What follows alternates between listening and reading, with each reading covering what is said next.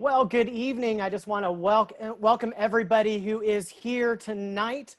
We've got a fantastic presentation tonight of episode 2 of Cooking Like a Rebel. So it's a fantastic thing. You know, a few weeks ago when the world basically started changing overnight, we decided let's do some virtual events to be able to let everybody know that, hey, we're still there. The Alumni Association is here. We're still a community of rebels. So we wanted to do something for everybody. So we're excited to be able to do this, to get some of our chefs from the Hospitality College in the kitchen, some chefs from the community. So it's a fantastic program that we have going on here. So don't forget, now we also have another event tomorrow night. So if you haven't signed up for that yet, there is still space available for tomorrow night's event.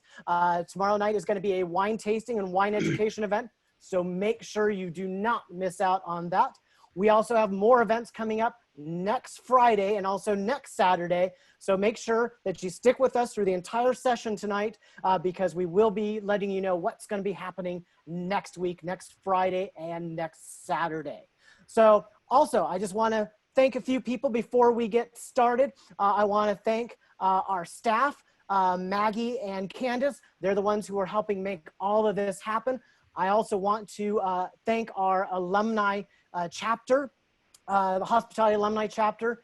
They have been working to make these sessions happen, especially Karen, who leads our alumni engagement committee. So fantastic, some of the work that they are doing. And also, let me introduce myself. My name is Charles Barris, and I am the president of the Hospitality Alumni Chapter. So once again, I'm happy to see all of you guys here. I see a few names that I recognize from last week. So glad to see some familiar faces and also some new names with us this week. So make sure you stick with us until the very end of tonight to find out what we're going to be doing next week and also tomorrow night. So once again, glad to have you all here. So what I want to do now is I want to introduce our chef for tonight.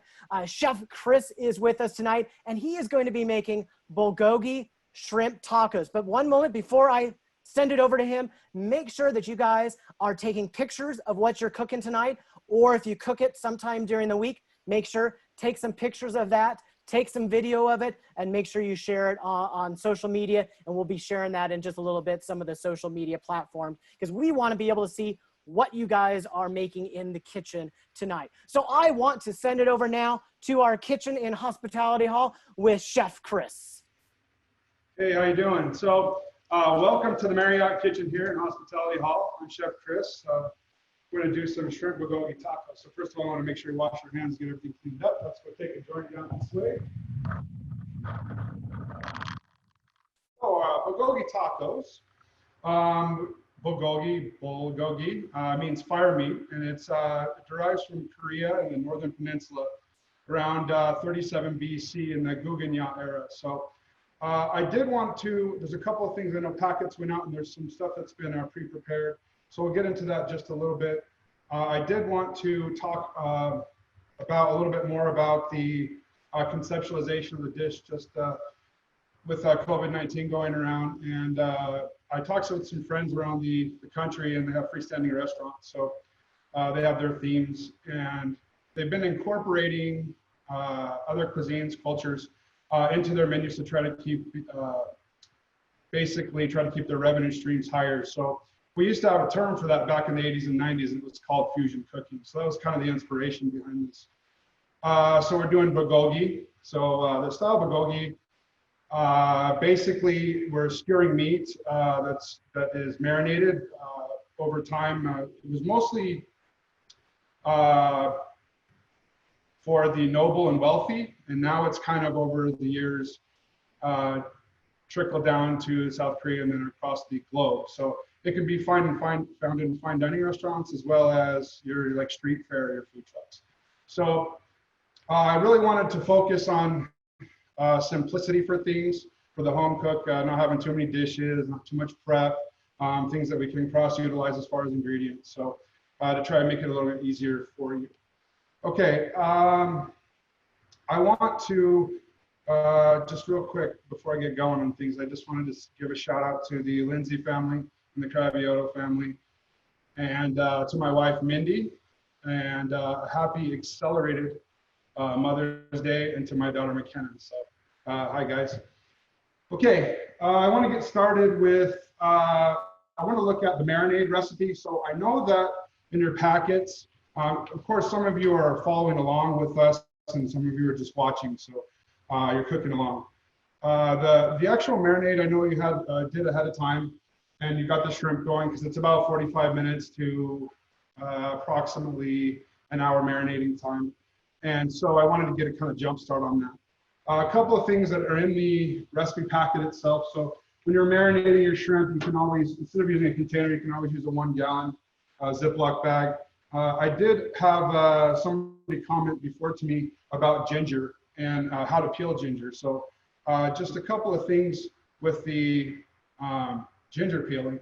Don't use the carrot peeler, use the spoon, because a majority of the flavor is right underneath the skin of the ginger. So we want to make sure that we're getting that as much flavor as possible in that process.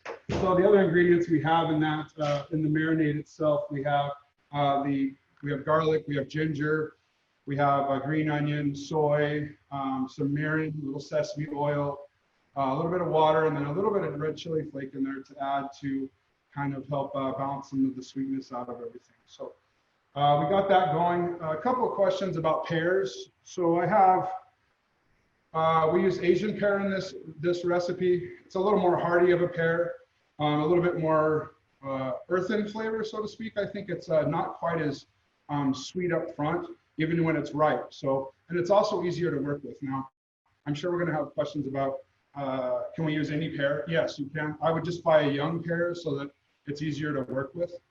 Let's see here. So, and any other questions on the marinade, we can talk about that a little bit later when we get into the shrimp part of things. So I want to kind of work this backwards. We're going to work with the garnishes first, and then the dressing, and then go right into the tortillas and the cooking. Okay, so I've done it ahead of time. We're going to look at the quick pickled jalapenos. So if you're following along at home, I've gone ahead and I've got my jalapeno. I've got, if you've noticed, I think there's, I believe, 2 limes on there. Just be careful when you're reading that recipe, because one of those limes is to quarter and garnish, which I've already done here. So we can use that on the plate at a later time. Okay. Oh, and just a reminder, in that marinating recipe, one of the instructions had mentioned to save some of the green onion that you can use for a garnish in your taco later. So I have the jalapeno, I have the lime, I have a little bit of rice wine vinegar. We're going to go add that in there.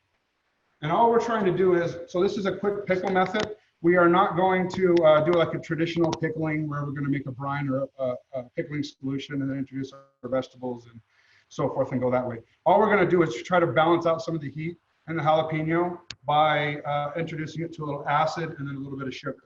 Okay. So I'm going to take the tip and the tail off of my jalapeno. Now on this side right there, I can just go right through, and I can cut this up really super thin. Remember that we don't want to waste too much of it, right? So that's about what I'm going to have waste-wise. So a little trick I'll tell you, that you're going to hold the handle off the side of your cutting board so your blade will lay flat. I'm going to go right through and make an incision across there. Push down with your knife and just insert your knife, and then you're going to roll that pepper right on out, just like this, okay? And then I'm going to discard the part there. The reason why we do that is because if you can see some of these seeds here, these things are like gravel, literally. Like you bite on them and you will chip a tooth. So we want to make sure all the seeds are out, okay? And then from that point, we're going to do a Julienne, which is a matchstick, which is about 1/8 by 1/8 by 2.5 inches. So we're going to go right through that. I'm going to do it a little bit thinner, and I'm going to try to shoot for 1/16, or what we call a fine brunoise. And remember, this right here is going to be the garnish for our taco, okay? A couple of pieces, 2 or 3 pieces on there, all right? Okay, so now the lime, all right? So we are going to take the juice of this lime, and we're going to roll it around. The reason why I'm rolling it around is to break the cells up a little bit, make it a little bit softer. I'm going to show you guys a little trick here. So the common fork, okay? Right into the middle of the lime, just like that, and just twist. okay? Twist. And that's going to get us all the juice that we need. So you don't need any special juice or anything like that, okay?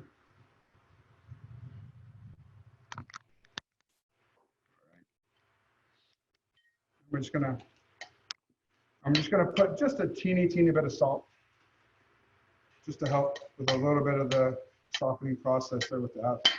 And that's what we're gonna have there for one of the garnishes for those tacos, okay? So that's pretty simple to do.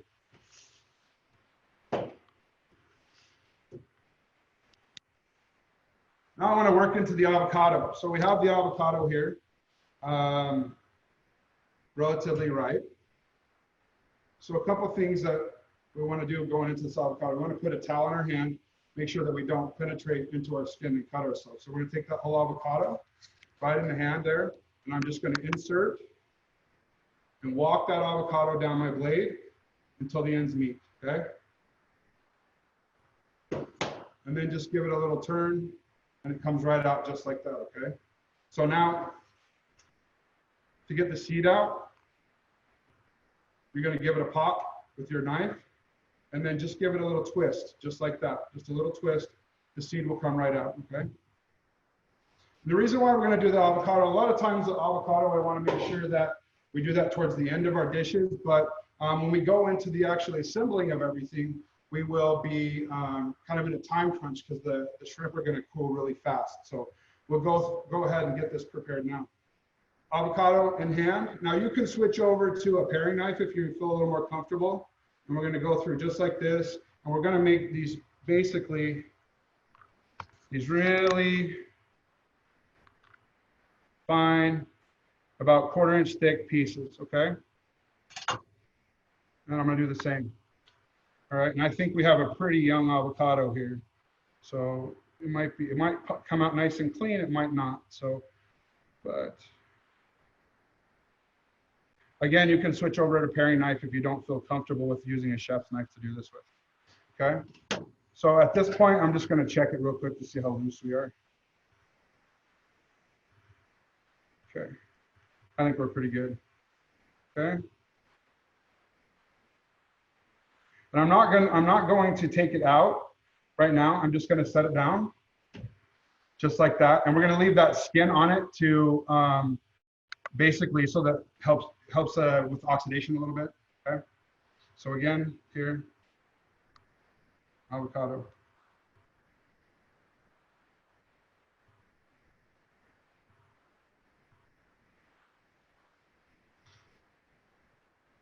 Oops.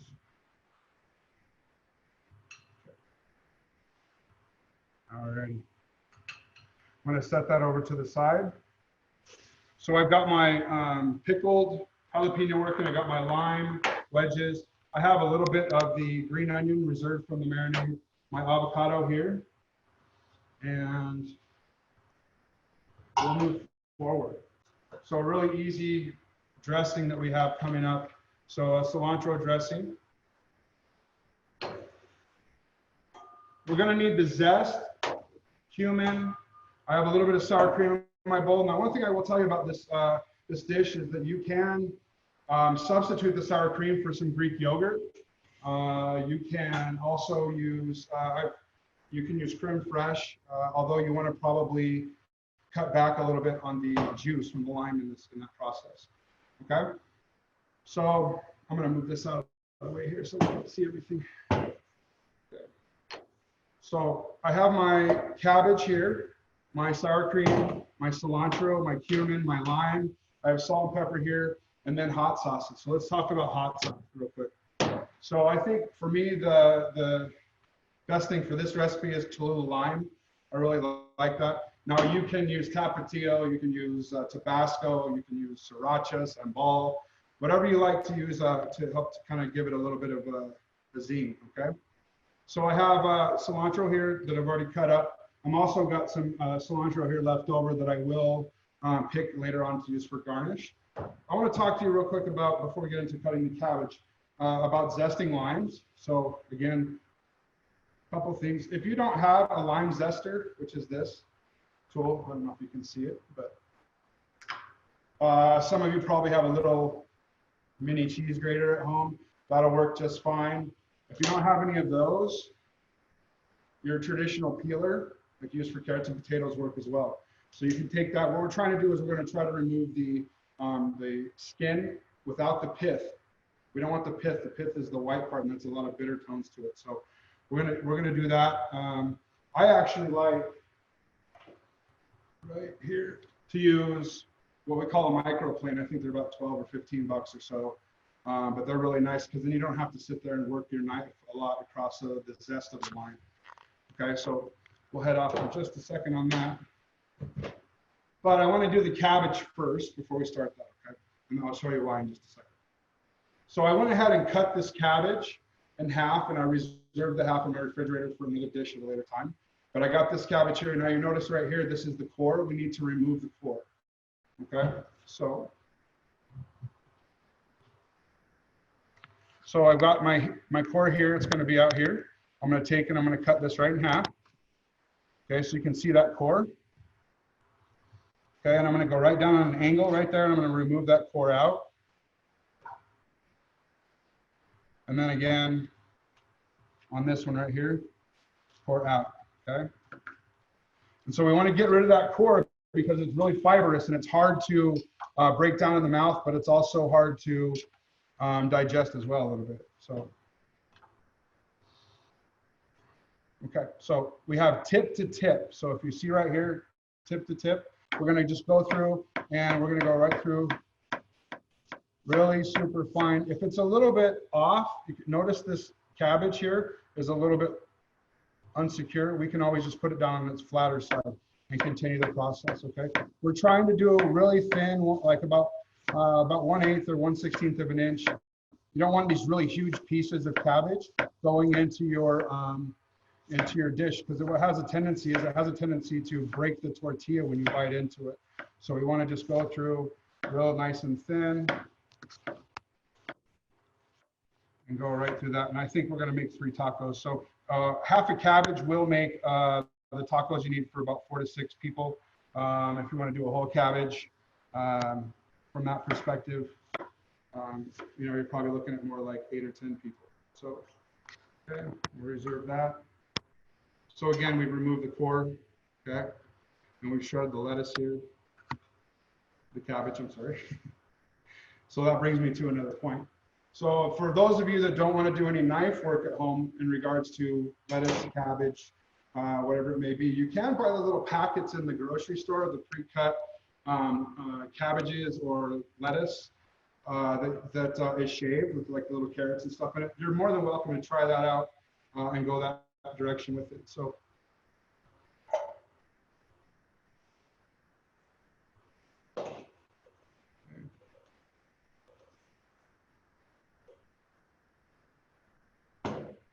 okay. Here. All right, just clean up and tidy. It's important that you guys make sure that you're working really clean, as clean as possible, right? So now we're into our dressing. So I have my sour cream. I'm going to go cumin in, and a little bit of salt, a little bit of pepper, my cilantro, and then I'm going to go my juice. Again, using the fork method to take care of that. So rolling to try to do. Another thing you can do if you've got really hard limes is you can pop them in the microwave for about 3 to 5 seconds. And what that does is it expands the cells and starts to get them to the point to where they're going to bust. It's not going to heat them up or anything like that. It's just going to give them a little bit more cell expansion. So looking good there. Now, before I do this, I need to make sure that I zest first, right? So we're going to use all the lime. So I'm going to go ahead. One thing that you don't want to do again is the pith. So a lot of times I see cooks and working and they're going back and forth with the same stroke with the lime without rotating the lime. So what that does is it just gathers some of that pith up in there. So we want to make sure that you're just using the actual lime itself. Okay. And as I'm going, if you notice, I'm just turning it in my hand as I go. And again, I'm using the microplane. If you need to use a peeler, go ahead and use that to get the zest from. So you can see we're right in there. We got a nice. I really like the microplane. It also helps, like if you have whole nuts from nutmegs, you can pass that over the microplane really, really well, and it comes out really nice, so and fragrant. Okay, we're about there. So you can see how, I don't know if you can see this, but you can see how fine it is. And so I don't need to work it with the knife a lot, right? So I can just go ahead and throw that in the bowl. If we're using like a peeler or something like that, we're going to have to give a little bit of knife work to it because we don't want too thick of peels in what we're eating, right? So again, we're going to go lime juice in.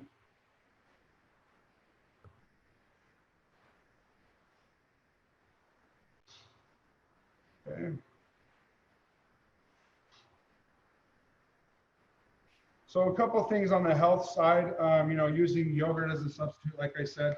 I did want to just kind of digress for a second with the marinade. You can also, instead of using sugar, you can use honey in that marinade also. Okay, so just a little tip that you might. So I'm going to get my whisk here.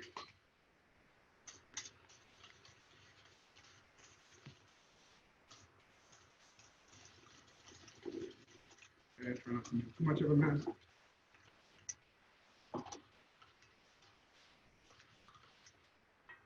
Okay, and then 1/3 teaspoon of hot sauce.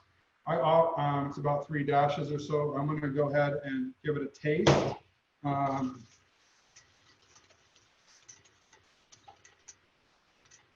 And I have these little tasting spoons, which is really kind of nice. They're recyclable. So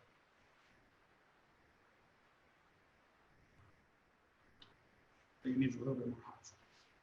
Just a little. Good. All right. So,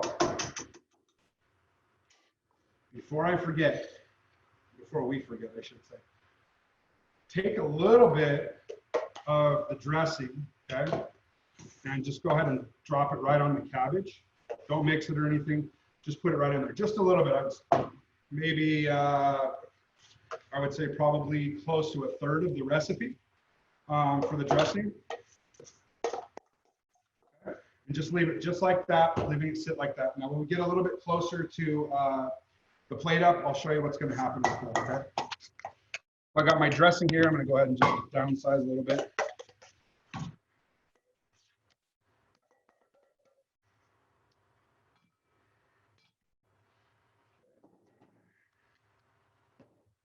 Okay, so I just want to recap with you real quick while I tidy up a little bit here. So we've got limes, we've got jalapenos, we've got a little bit of green onion left over from the marinade onions that were left over, and then we've got avocado, we've got a dressing, and then we've got our slaw mix here. I'll pull the small little cilantro leaves right before we end up plating that. So we're going to head down now to the stovetop, and we're going to discuss tortillas and shrimp. So come on down with me.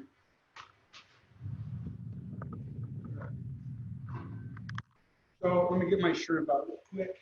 So what I did was, I got to reach in the refrigerator here. So I'm going to take just a second. The tortillas we got here, we have 1 large saute pan. Now, a couple things, if you have like a flat skillet at home, like a cast iron skillet or a grill plate, you can use that as well. I actually prefer a grill plate because you can do your tortillas and then go right onto your shrimp with that. So, but we're going to use corn tortillas today in a larger saute pan. Now, one thing you need to know about corn tortillas. Okay, corn tortillas, they need oil and heat together to become pliable, okay? So I'm gonna do 3 of those to start off with the dish. Okay. And what I'm doing is about medium-low heat, and I've built up heat into my pan. Okay, you can use, one thing you see it's starting to kind of bubble a little bit. I'm gonna go ahead and flip it over. Okay, using the tongs. So corn tortillas are gonna require that you use oil and heat to become pliable, right? And their biggest enemy is air, okay? Air is their biggest enemy. So, and moisture. So in moisture, they really don't like to be wrapped up in foil to stay warm. They get really, really brittle and flaky. So on the other hand, flour tortillas, they like a little bit of moisture and heat. Okay, so wrapping those up and getting those going, you're good to go with that. If you notice, I don't know if you can see this very well, but they're starting to poof up a little bit. Okay, just be careful to punch a hole in your tortilla when you do this, okay? So you can, depending on what you're using here, you can use a grill spatula or you can use tongs, okay? So when you get going, if you have a grill plate, I would recommend that you use the spatula, okay? So we're just gonna go, if you notice they're starting to bubble, when the corn tortilla starts to bubble, flip it over, give it about, I would say probably 3 to 4 seconds or so, and then go ahead and remove them, okay? So we're gonna go ahead and stack these up. Right here. Okay, and I want to just point something out to you real quick, that I have a linen napkin here for this so that it can breathe, okay? So the heat should stay in for a while. If you're doing, 4 to 6 people, family, whatever, from that matter, you could hold on to the tortillas a little bit more as far as heat is concerned, okay? And you won't mess those up. So I'm gonna finish these last couple ones real quick. And then we're gonna talk about shrimp. So before we get going on the shrimp, we'd already discussed the marinade and the tails and tail on, tail off, and P and D and sizing and all that. So I want to address now like this. So the recipe calls for 21, 25 shrimp. So I don't know if you've ever been to the grocery store, and except for if you're cooking today, obviously, right? And saw the shrimp, 21, 25. What does that mean? So 21, 25 is 21 to 25 shrimp per pound. Okay, so, and we also have shrimp like, all the way like rock shrimp or like 130 to 150. So they're really, really tiny. Now you can use those for this dish, but I highly recommend that you decrease the marinating time to like 25 to 30 minutes or so. Okay, you don't need to go too long on that. Okay, so I got my tortillas done here. So I'm just gonna real quick drop these over here, back where we were. Okay, and then all right, so I have my shrimp, and what I'll do here is a couple things I want to talk to you about shrimp. So I've taken my shrimp out of the marinade and I put them on a dry towel. The reason why we're putting them on a dry or linen cloth, the reason why I'm doing that is because I want to make sure that we are not introducing any moisture into the pan, okay? So I want to make sure they're nice and dry. So these are marinated. You've got some of the garlic and the ginger and the green onion there. That's fine. You don't have to get it all off, okay? So the other thing I wanted to talk to you about is tail on, tail off. So, and P and D. So what is P and D? Peeled and deveined. Basically means we're removing the entrails from the shrimp just because they're not very palatable. And then also so that's P and D, and then tail on, tail off. If you aren't a fan of cooking with shrimp and you care less about the shells, just go ahead and purchase tail off P and D and go ahead and cook with it. But you need to know something first about shells, okay? So chitin is what shells are made out of, shrimp shells. And so the chains of glucose, when in the cooking process, the chains of glucose making polysaccharides, they actually sweeten the shrimp. So that you get a lot of flavor from the shell is what I'm trying to tell you. So what I did was I tore all the tails off my shrimp before I marinated, and I kept about half.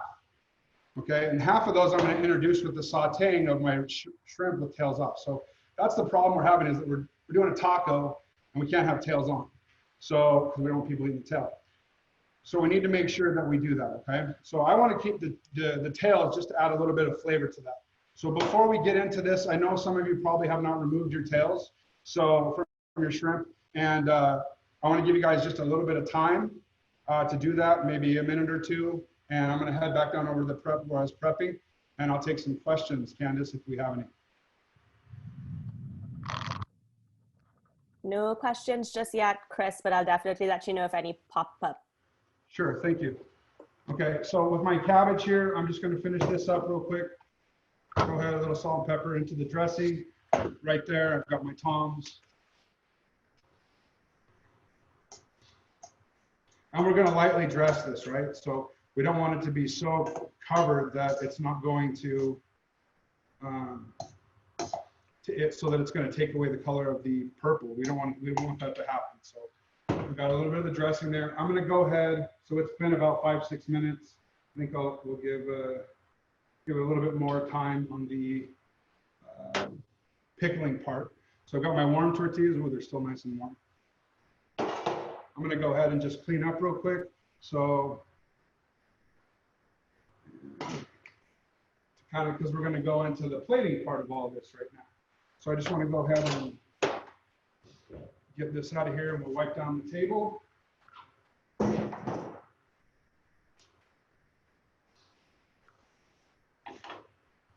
So I got my dressing, I've got my avocado here. I'm going to go ahead and pop out of the top there. Looks like we got missed just a little bit here.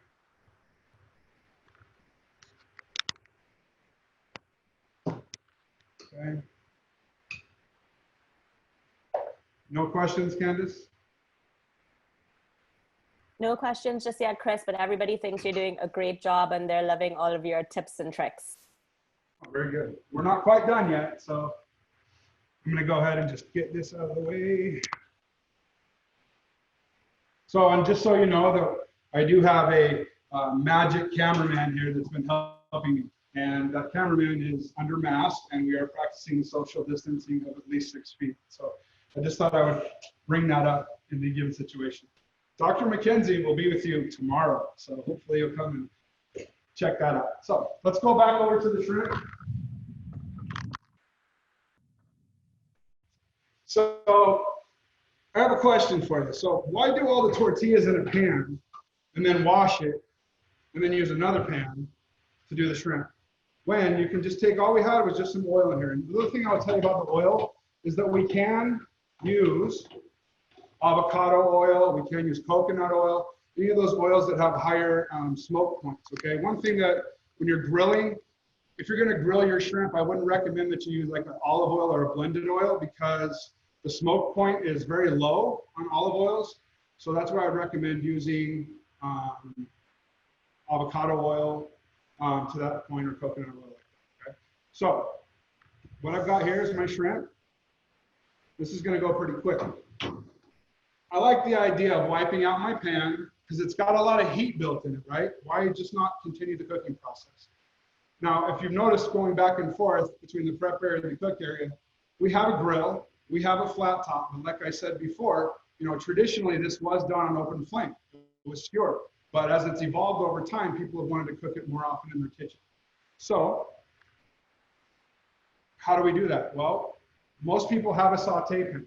Like I said, again, I prefer the grill plate. But I just put a little bit of the olive oil in. I'm sorry, not olive oil. This is actually a blend of canola oil with olive oil. So the smoke point is just a tad bit higher. Okay. I'm going to go in just like that. And then I'm going to put my tails in. Medium-high heat. Okay.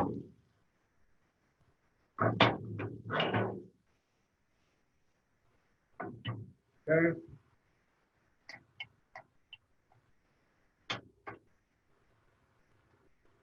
So big thing is, again, making sure that no marinade is, the reason why we put them on the towels is so that no marinade is getting introduced into the hot skillet with the oil, right?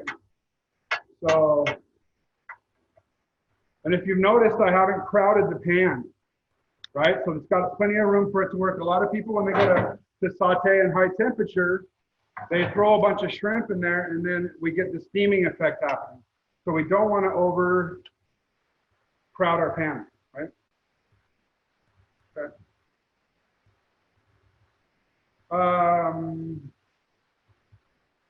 I think we're about done here. Okay.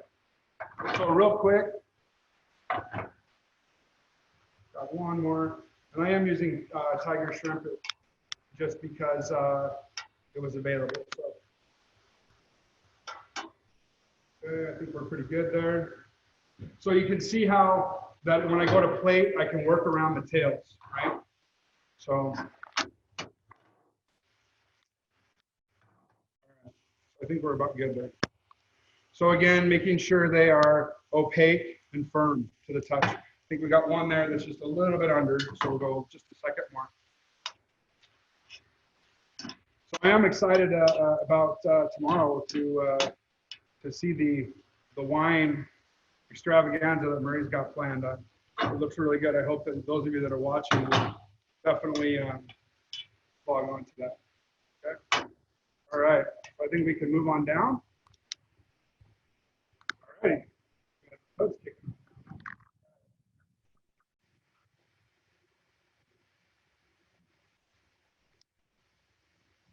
So I've got my tortillas here. I've got my shrimp here. Got my plate here. We're going to go on with the plating part. Okay. So I'm actually going to do 3 on this plate. I know the recipes say two per person, but again, I just take into consideration what size shrimp you're going to be using. I'm going to try to get 3. As you can see, the 2125 they shrink up pretty well. So I'm going to go ahead and put my 3. This is a one plate here. We got 3 tortillas going down, just like this. Okay. And then, let's see, I got my avocado, I got my cabbage, and we're going to go from that. So we're going to go right into cabbage. And so it's got that pretty purple going on. Okay.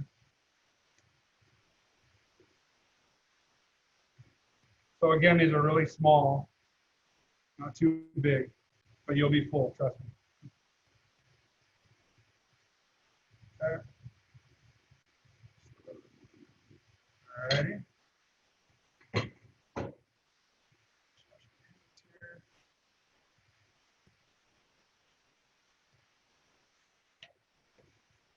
Okay, now we're going to go with avocado, just on the side.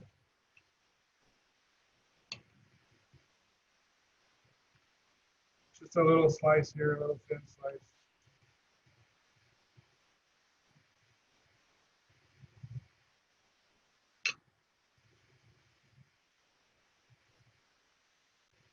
Okay, now we're going to go into shrimp.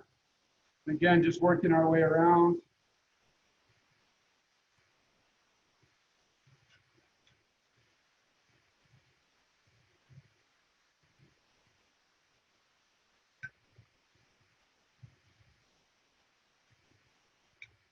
So if you want to just have 2 shrimp, that's fine.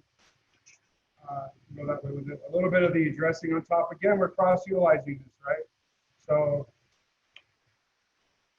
we're not creating a whole bunch of extra work for us in the kitchen for our family. So another thing that would be interesting would be to see how it's done family style. If you have a family, say 6 or 7 people, or 5 people, and doing that,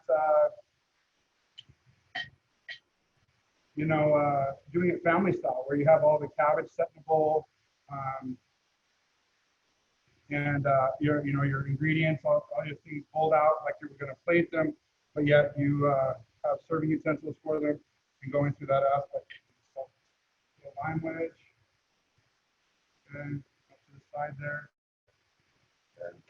Okay. Now, another little thing I'll tell you right now that I know I'm going to have on this. Okay, just a little bit, a couple little drops of that lime Cholula. And I have some cilantro here that I picked, and we're going to take just a couple of leaves, drop them on top.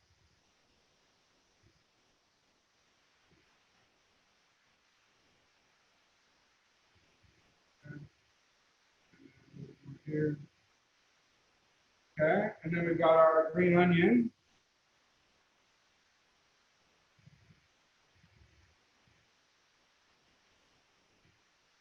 Right on top there. A little bit.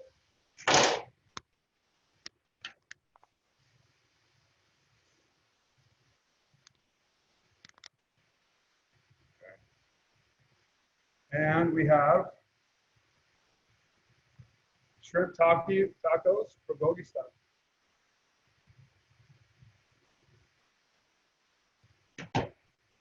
Candice, do we have any questions about any of the dishes or any of the preparations going on? Not just yet. Chris, anybody have any questions that they'd like to ask Chef? Sorry, I find it hard to hear. Is it not just yet? We don't have Oh, any where did I questions go to just yet. school? For culinary school. I went to a place called Salt Lake Community College. So back in the 90s, it was one of the best community colleges in the country. So I thought I'd pursue that. So it was really good. My instructors were all former CIA instructors. So it was really good. How do I find the best avocado? Well, I go to the grocery store. I'm looking for slightly firmness. The biggest thing that you need to take into consideration is when you're going to eat the avocado. So like when I go to the grocery store, I usually buy 2 or 3 avocados. So I buy one that's hard and firm. I buy one that has some give, and then I buy one that's really soft. And the reason why I do that is because I start with the soft one first. I'll eat it. I'll go a day or two, and I'll eat the next one, and then a day or two, and eat the next one. So that's kind of how I choose it, just based on the day. I plan to consume it. I cooked the shrimp for, I don't know, it's probably like 1.5 to 2 minutes. Again, it depends on size, right? So 21, 25. What we're looking for is when they start to turn opaque or the whitish color with the pink. And then we also wanted to make sure that they're firm, right? Not super firm, but firm. Will lemon work with the recipe? Lemon, sorry, I'm having a hard time hearing you with the ventilation going on. Getting relayed questions. So lemon will work fine with that dish. In fact, there's no reason why you can't incorporate lemon and the Greek yogurt if you wanted to go that way with it. So,